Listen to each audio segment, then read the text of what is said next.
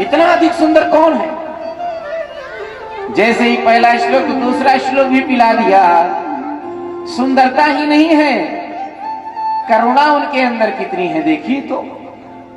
अहो बकीय स्तन कालकूटम जिघ्रासयाप्यदप्यशाफी लेभि गतिं धातृचितान्ततोन्यं तं वा दयालुं शरणं व्रजेम। अहो, आश्चर्य की बात है। अहो मतलब आश्चर्य। बकी अर्थात बकासुर की भगनी बहन जिसका नाम पूतना। पूतना अपने स्तन में कालकूट विष को लगाकर आई, भगवान को मारने के लिए। कैसा भेष बनाकर के? परम सुंदरी बनकर के आई, साध्वी का भेष बनाया है। भगवान को मारने के लिए आई तो भगवान क्या करते हैं? जानते हैं पूतना मारने आई, लेकिन फिर भी उसको परम पद दे रहे हैं। लेभि गतिं धातृचितान्ततुल्यं, धात्री की तरह उसके ऊपर कृपा कर रहे हैं। अरे भैया, भले ही विष लगा करके आई, लेकिन मां बन करके आई ना, इसलिए मां की तरह परम पद दे रहे हैं। तो कम्मा दयालो शरणं व्रजेम। भला भगवान के जैसा दयालु और कौन हो सकता है? परमात्मा तो परम दयालु है। जब इतना सुना तो सुन करके तुरंत सुखदेव जी दौड़े दौड़े आए और व्यास जी के पुत्रों को, शिष्यों से पूछने लगे, ये कहां से प्राप्त हुआ तुम लोगों को, या श्लोक कहां से पाया? तब व्यास जी के शिष्यों ने कहा कि हमारे गुरु जी ने हमको दिया है। तो ये दो ही नहीं, ऐसे 18,000 श्लोक हैं। सुखदेव जी वहां से आए, व्यास जी के पास पहुंच करके 18,000 श्लोकों को सुखदेव जी ने प्राप्त किया। इन बच्चों को शांत करवा दो जो बोल रहे हैं, इनको कोई तो घर जाकर के खेले, हाँ वहां बढ़िया रहेगा।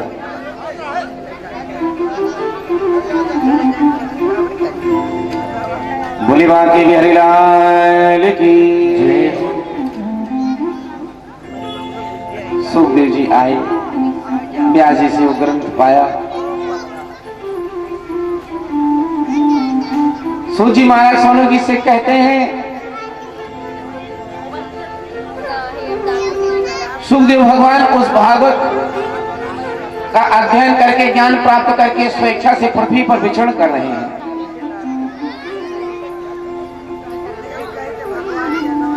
तो जो गोदोहन काल से ज्यादा कहीं टिकते नहीं, ऐसे श्री सुखदेव जी महाराज 7 दिन तक परीक्षित को कथा सुनाए। इसका कारण क्या है?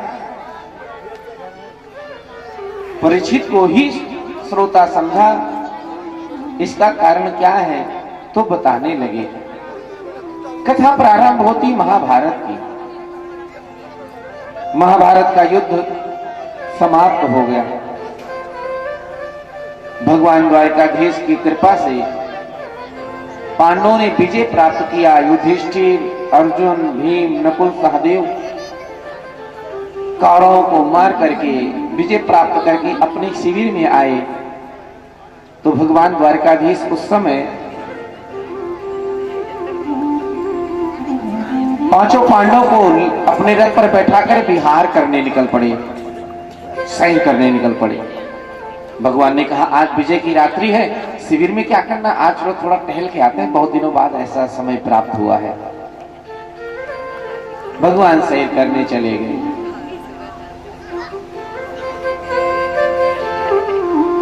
और यहां भीमसेन की गदा के प्रहार से दुर्योधन की जान टूट चुकी है। दुर्योधन रो रहा है, करा रहा है। उसी समय दुर्योधन का मित्र अश्वत्थामा पहुंचा। अश्वत्थामा आया, दुर्योधन से कहने लगा, मित्र तुम्हारी अंतिम इच्छा क्या है? दुर्योधन ने कहा, मित्र मेरे 100 भाई कोई नहीं बचा, लेकिन वो 5 पांडव, उनको किसी प्रकार से हानि, किसी प्रकार की क्षति नहीं हुई। अगर तुम मेरे लिए कुछ कर सकते हो तो बस उन 5 का सर ला करके मुझे दे दो। अश्वत्थामा ने कहा, मित्र अवश्य मैं जाकर लेकर आता हूं। अश्वत्थामा सप्त चिरंजीवों में है। अश्वत्थामा बलिर्व्यासो हनुमानाश्च विभीषणः कृप परशुरामश्च सप्तेता चिरजीवनः।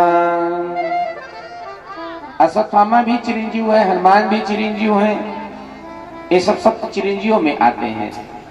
अश्वत्थामा ने कहा ठीक है मित्र, और अश्वत्थामा वहां से चला काकलुक न्याय के नीति से आया, जिस शिविर में 5 पांडव रहते हैं।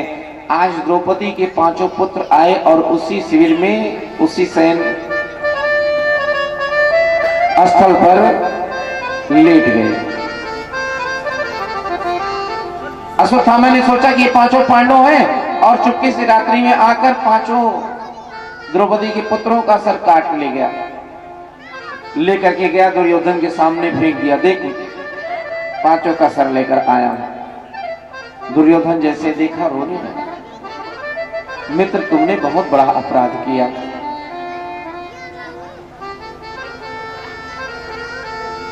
ये 5 पांडव नहीं, ये तो द्रौपदी की 5 पांडवों के पुत्र हैं। मित्र तुमने मेरे कुल में किसी को दीपक जलाने के लिए भी नहीं छोड़ा।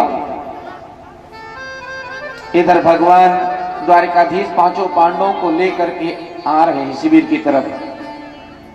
द्रौपदी अपने पुत्रों से मिलने के लिए शिविर में गई, देखती क्या है, सर कट गया है। मृत अवस्था में अपने पुत्रों को देखी तो द्रौपदी रोने लगी। माता शिशूनां निधनं सुतानां निशम्य घोरं परितप्यमाना तदा द्वास्मिका कुराची तां संतयन्नाह किरीटमाले।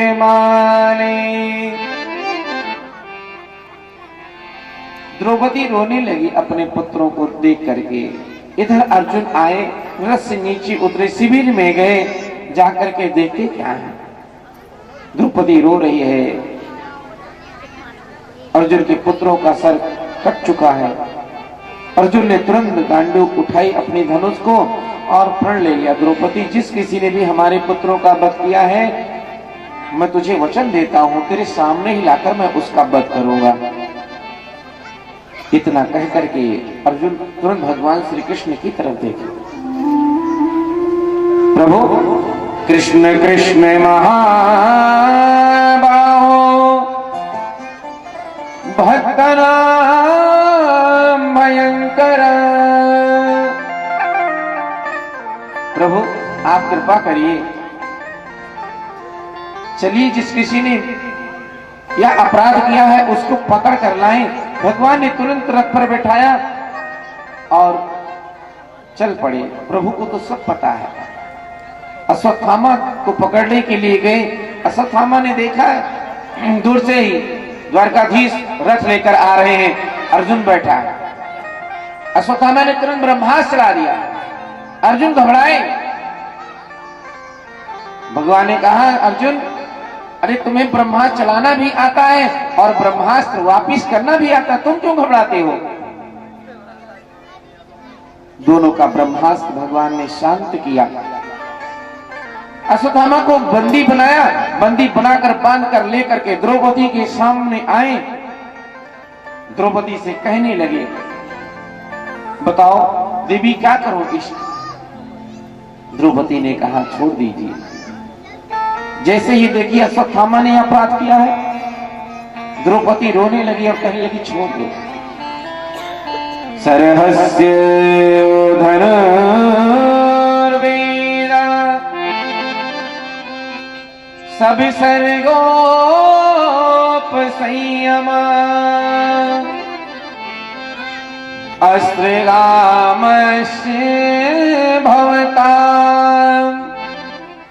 शिक्षितो यदनुग्रह। आप इन्हें छोड़ दीजिए, ये आपकी पूजनीय है, ये ब्राह्मण देवता है, आपके गुरु जी के पुत्र हैं।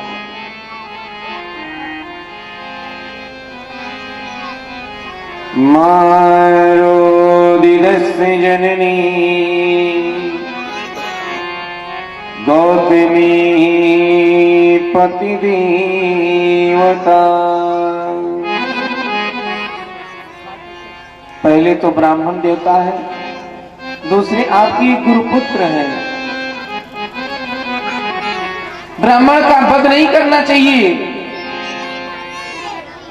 आपने ही अपने गुरु से इतनी बड़ी महान धनुष विद्या को सीखा, आपके ही हाथों के द्वारा आपके गुरु का वध हो गया। आप अगर इनका वध कर देंगे तो गुरु माता कैसी रहेगी? अरे आप हमारे 5 पति हैं, मैं 5 पतियों की सारे अपना जीवन काट लूंगी, लेकिन जिसका पति भी ना हो और पुत्र ना हो, भला वह स्त्री कैसे जीवित रह सकती है? द्रौपदी समझाने लगी। यथाहं मृतवसा हताम्रोदं सुमुखी मोहो।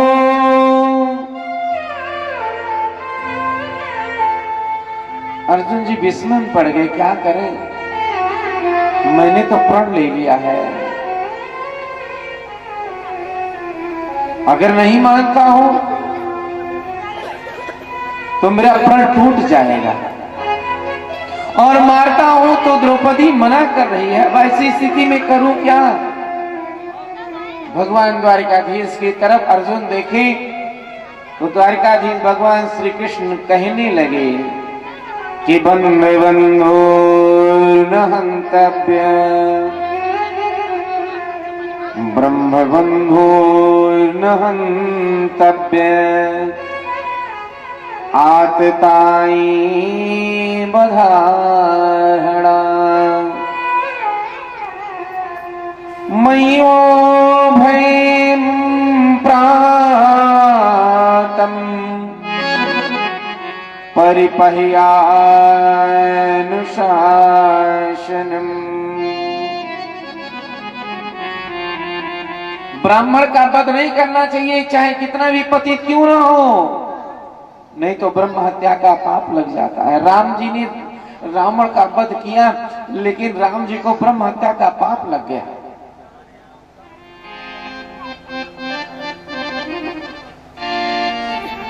लेकिन आतताई को छोड़ना भी नहीं चाहिए। अर्जुन कहने लगे, प्रभु इतना गोल गोल अगर बताएंगे तो समझ में कैसे आएगा, स्पष्ट कीजिए। तो भगवान स्पष्ट कर रहे हैं कि इस अश्वत्थामा के मस्तक पर जो तेज, इसका जो मणि है ना, वो निकाल लो, तेज विहीन हो जाएगा, इसका अपमान हो जाएगा। अरे ब्राह्मण का अपमान कर देना है उसके वध करने के बराबर है। आपने ब्राह्मण को गाली दे दिया, किसी ब्राह्मण का अपमान कर दिया, समझ लीजिए आपने उसको मार दिया। अश्वत्थामा की मणि निकाल ली, उसके मस्तक से मणि निकाल करके चल पड़े। अश्वत्थामा ने प्रण किया, जब तक वो पहुंचे तब तक अश्वत्थामा ने तुरंत ब्रह्मास्त्र चला दिया। अर्जुन, मैं तुम्हारे कुल में किसी को जीवित नहीं छोड़ूंगा, तुम्हारा वंश में आगे नहीं चलने दूंगा। और उसी समय ब्रह्मास्त्र चलाया उत्तरा के गर्भ में। उत्तरा के गर्भ में उस समय परीक्षित जी महाराज आ चुके हैं। उत्तरा का गर्भ जलने लगा। उत्तरा अभिमन्यु की पत्नी है, चक्रव्यूह में अभिमन्यु का वध हो गया है। उत्तरा के गर्भ में परीक्षित जी पड़ रहे हैं। जब गर्भ जलने लगा तो दौड़ी दौड़ी आई, भगवान के चरणों में गिर पड़ी, प्रभु अब आप ही रक्षा करिए। पाहि पाहि महायोगी देव देव जगत्पते, नान्यं तद्भयं पश्ये यत्र मृत्यो परस्परम्। देवाधिदेव जगदीश्वर, आप महायोगी हैं, आप मेरी रक्षा कीजिए, आप मेरे गर्भ की रक्षा कीजिए। बस अब तो आप ही हैं। जब कोई नहीं सुनता है ना, तो उस समय ठाकुर जी को लोग याद करते हैं। बड़ी सभा में द्रौपदी की साड़ी खींची जा रही थी। द्रौपदी ने महाराज धृतराष्ट्र को पुकारा, भीष्म पितामह को पुकारा, द्रोणाचार्य को पुकारा, कृपाचार्य को पुकारा, अपने पांचों पतियों को पुकारा, कोई सुनने वाला नहीं था, कोई बचाने वाला नहीं था। अंत में भगवान श्री कृष्ण द्वारिकाधीश को पुकारा, प्रभु अब आइए, आप ही आकर के मेरी लाज को बचाइए। भगवान दौड़ पड़े, प्रभु तो पीछे हैं लेकिन चीर आगे है। और महाराज द्रौपदी की साड़ी बढ़ गई। सभा में हर कोई देख करके विस्मित हो गया।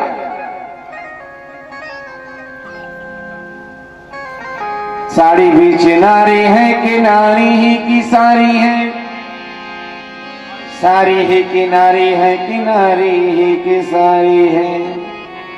कोई समझ नहीं पा रहा है। तो जब कोई नहीं आता है तब ठाकुर जी को याद करते हैं लोग, और उस समय परमात्मा आ जाते हैं। बाकी बिहारी मुझको देना सहारा, बाकी बिहारी मुझको तेरा सहारा, कहीं टूट जाए दामन तुम्हारा, कहीं टूट जाएगा दामन तुम्हारा। बाकी बिहारी मुझको देना सहारा, बाकी बिहारी मुझे देना सहारा, कहीं टूट जाएगा दामन तुम्हारा, कहीं टूट जाएगा दामन तुम्हारा।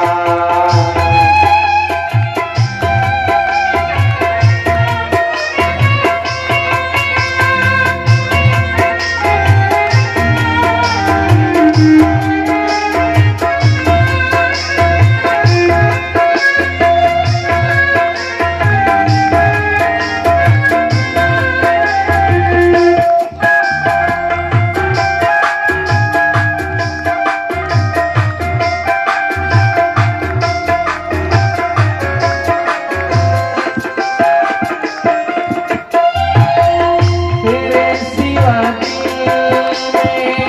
समाए न कोई, तेरे सिवा समाए न कोई, लगन का ये दीपक बुझाए न कोई, लगन का ये दीपक बुझाए न कोई। कोई मेरी कश्ती, कोई है किनारा, कोई मेरी कश्ती, कोई है किनारा, कहीं छूट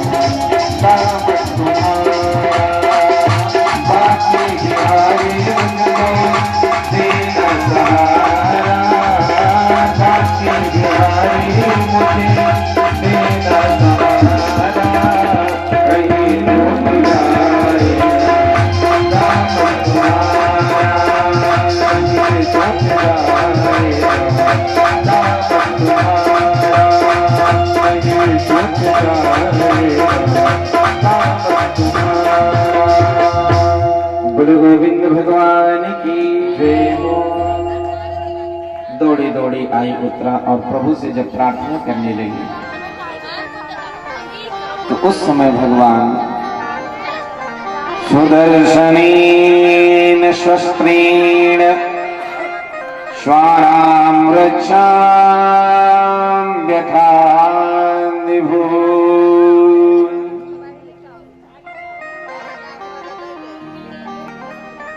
प्रभु परमात्मा तुरंत स्वरूप बदल करके उत्तरा के गर्भ में आ गए और उस गर्भ की रक्षा करने के लगे। परीक्षित ऐसे पहले भक्त हैं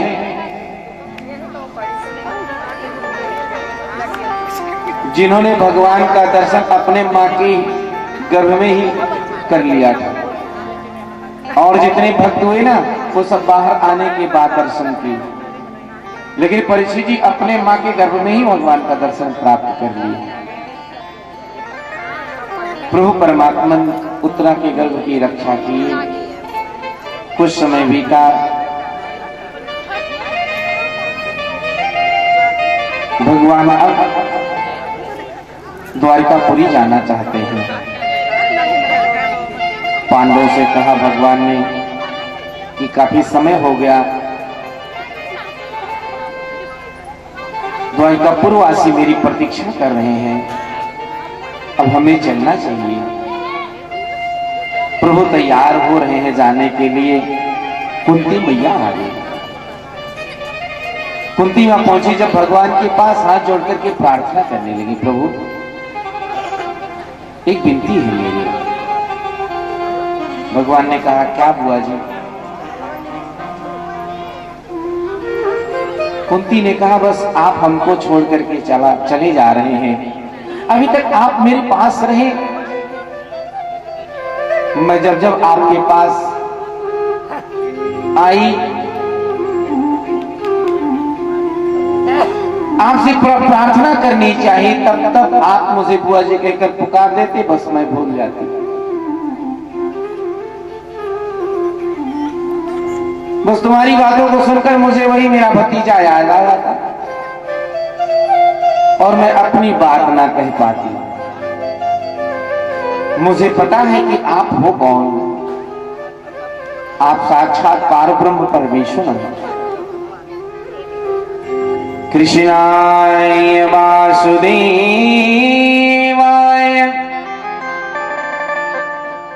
देवकी नंदनाय च नंद गोप कुमाराय गोविंदाय नमो नमः। गोविंदाय नमो नमः। नमः पंकजनाभाय नमः पंकजमालिनी नमः पंकजनेत्राय नमस्ते पंकजांघ्रे। मैं आपको बारंबार प्रणाम करती हूँ। जब जब मेरे ऊपर विपदा आई तब तब आप उन विपत्तियों को ऐसे ही काटते रहे और आप दर्शन देते रहे, कृपा करते रहे। भगवान प्रसन्न हुए। भगवान ने कहा बुआ जी आपको क्या चाहिए, जो मांगना हो मांग लीजिए, मैं वरदान देता हूं आपको। क्या चाहिए? कुंती ने कहा प्रभु अगर आप देना ही चाहते हैं तो मुझे दुख दे दीजिए। संसार का ऐसा कोई भी जीव नहीं हुआ कुंती के बाद, शायद ही वो जो भगवान से दुख मांगा हो। हर किसी को सुख चाहिए। भगवान अभी आपके सामने आ जाए ना तो तो आपकी बहुत सारी ख्वाहिशें हैं जिसको आप मांगोगे, प्रभु मुझे ये दे दो, ये दे दो, ये पूरा हो जाए, वो पूरा हो जाए। लेकिन कुंती ने दुख मांगा। क्यों मांगा? कुंती ने कहा, प्रभु जब जब दुख मेरे ऊपर आया, जब जब विपत्ति आई, तब तक आप मेरे पास रहे। और सच में बताओ, जितना याद हम लोग दुख में भगवान को करते हैं ना, उतना सुख में नहीं करते हैं। दुख में सुमिरन सब करे, सुख में करे न कोई। जो सुख में सुमिरन करे, तो दुख काहे को होय। दुख में हर कोई याद करता। अरे रास्ते में जाते समय अगर पैर में चोट लग जाती ना, तो तुरंत भगवान का नाम निकलता, अरे राम। और अगर जब रास्ते में जाते हुए सोने का सिक्का मिल जाए, 2-2 हजार की नोट मिल जाए, तो मुख से निकलेगा अरे राम? तब नहीं निकलेगा, तब तो बस काम बन गया।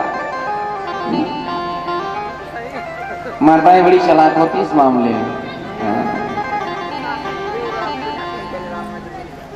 तो भगवान से क्या मांग रहे हैं? दुख मांग रहे हैं। यद्यपि भगवान दुख नहीं देते हैं।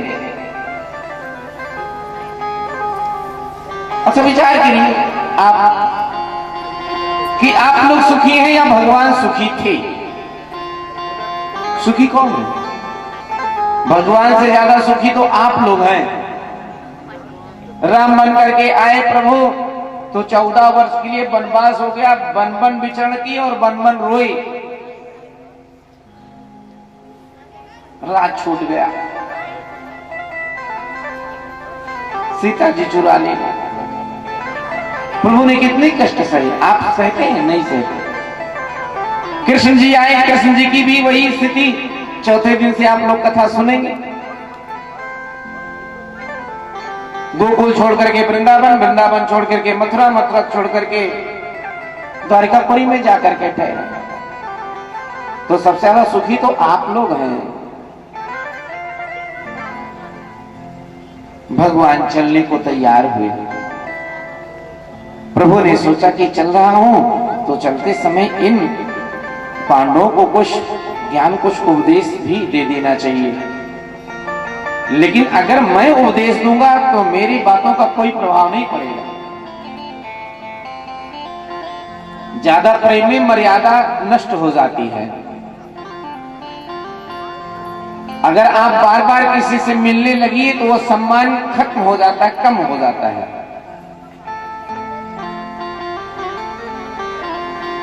और फिर अवस्था का, उम्र का भी प्रभाव होता है। भाई बाल्यावस्था में कोई बात कही जाए, उसका प्रभाव अलग होगा, अलग पड़ेगा। और कोई वृद्ध हो, वृद्धावस्था में कोई समझाए तो उसका प्रभाव अलग होता। हो सकता है मैं समझा रहा हूं, किसी की समझ में नहीं आए, लेकिन अगर मेरी जगह कोई और होता, कोई वृद्ध होता, वो समझाता तो हो सकता है समझ जाए। लेकिन हमें पता है कि वृद्धों की बात, बुजुर्गों की बात कोई नहीं मानता। नौजवानों की बात मान लेते हैं, जानते हैं ना कि कहीं खतरा ना हो जाए।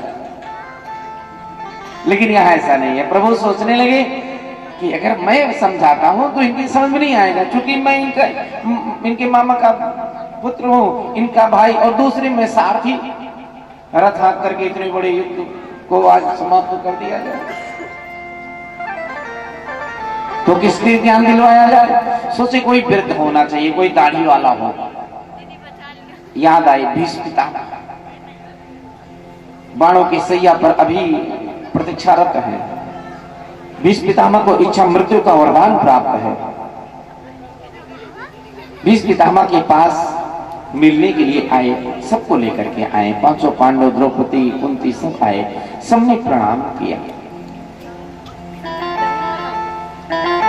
भीष्म पितामह लेते हुए, भीष्म पितामह ने जैसे देखा प्रभु को, तुरंत प्रणाम करने लगे। सदैव देवो भगवान प्रतीक्षिता, कलीवरम यावदिदं हिनोम्यहम्। प्रभु से प्रार्थना करने लगे आज मेरा जीवन धन्य हो गया। अभी तो तुम्हें प्रतीक्षा कर रहा था और आज आप आ गए, तो अब मैं अपने शरीर का त्याग कर देना चाहता हूं। लेकिन त्याग करने से पहले भगवान ने कहा, इन अपने पुत्रों को, बच्चों को सुंदर से धर्म के मार्ग बतलाइए। तो 5 प्रकार के धर्म बताए भागवत में। पहला क्या? दान धर्मान राज धर्मान मोक्ष धर्मान विभाग स्त्री धर्मान भगवान धर्मान समाज सभ्यास योगता। पहला धर्म क्या बताया? दान। जब भगवान धन दे तो क्या करना चाहिए? दान करना चाहिए। धन की 3 गति। पहला दान है, दूसरा भोग है और तीसरा नाश है। भगवान धन दे तो क्या करना चाहिए? दान करना चाहिए। जितना हो सके उतना दान दीजिए। दान करने से धन नहीं घटता है। अगर आपने 10 रुपए भगवान के निमित्त दान दिया है तो आने वाले समय में प्रभु उसका 100 गुना अधिक आपको देगा। वैसे तो हमारे यहाँ मान्यता है सनातन धर्म में कि अपनी कमाई का हमें 10% दान करना चाहिए, 10%।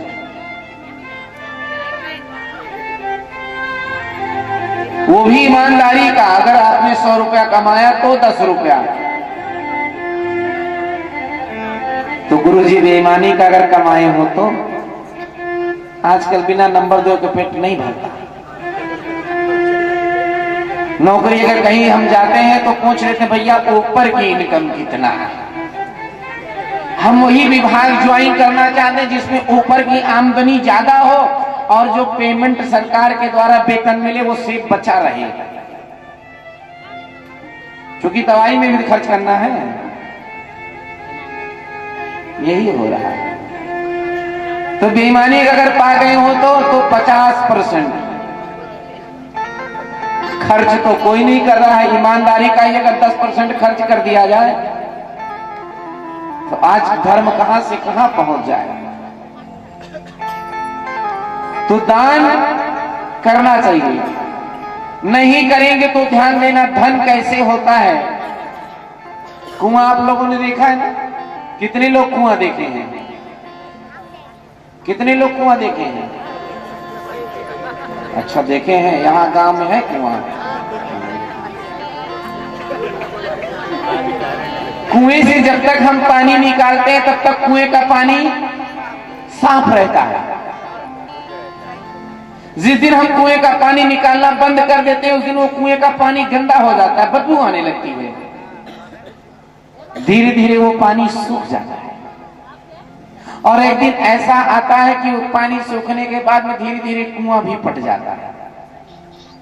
जैसे कुएं का पानी निकालते रहने से कुएं का पानी स्वच्छ रहता है, शुद्ध रहता है, पवित्र रहता है, वैसे ही धन निकालने से, दान करने से आपका धन पवित्र रहता है, स्वच्छ रहता है।